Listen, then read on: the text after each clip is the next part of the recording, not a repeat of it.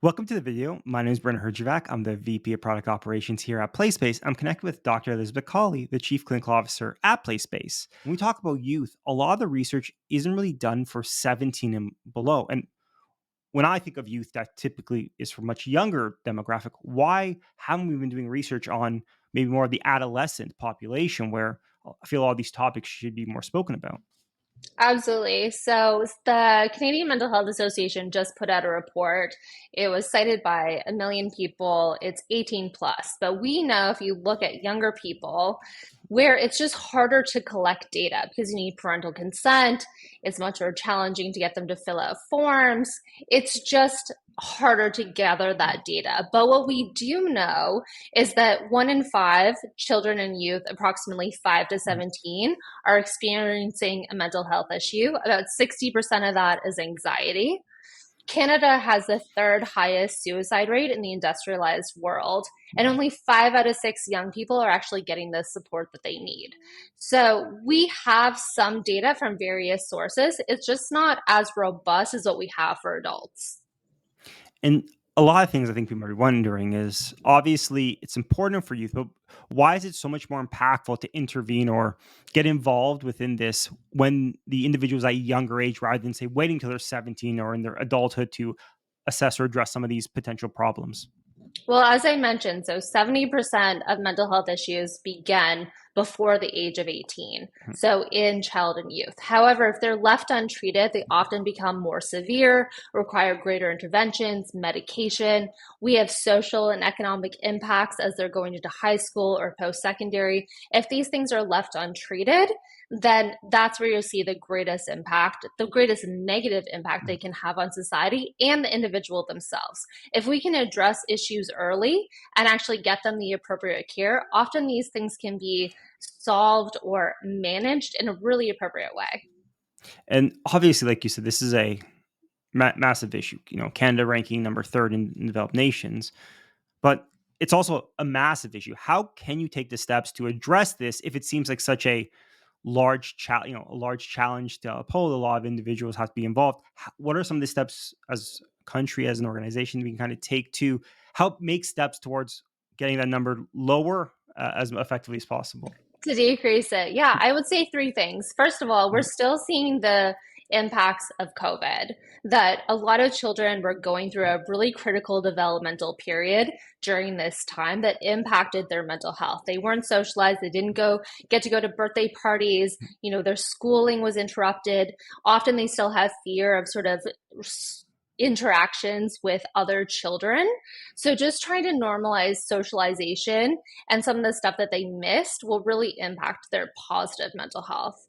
Second of all, we need to really talk about mental health literacy, understanding the language to speak about mental health issues.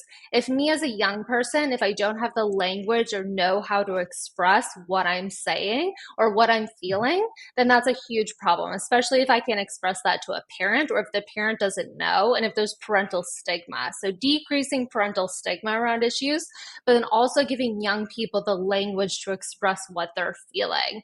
For example, I think every child should watch Inside Out. They can talk about the colors, they can talk about sad and angry and all of these things that really you need to give them the language and meet them where they're at so they can express when they need support. And then third, once they've expressed that they need support, we need significant financial investment in our healthcare system so that the supports are there when they need it.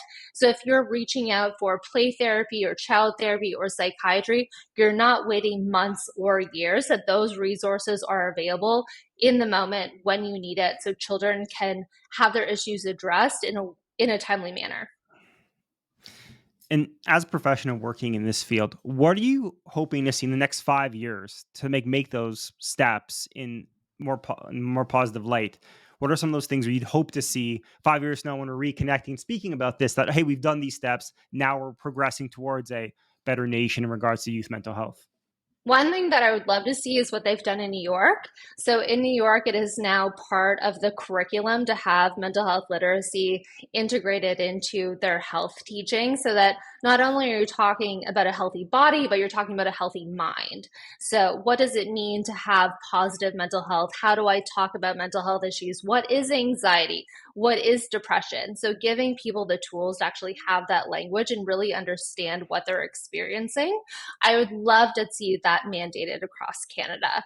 And then I would also love to see us put more resources into children and youth mental health, whether that be crisis lines or more support for psychiatrists and counselors that specialize in children, because we know there's so many issues and there's just not the resources or the capacity to deal with it, particularly in rural, remote areas. So we know in urban areas, often there's wait lists, but if you look at rural or remote, often these resources don't even exist at all.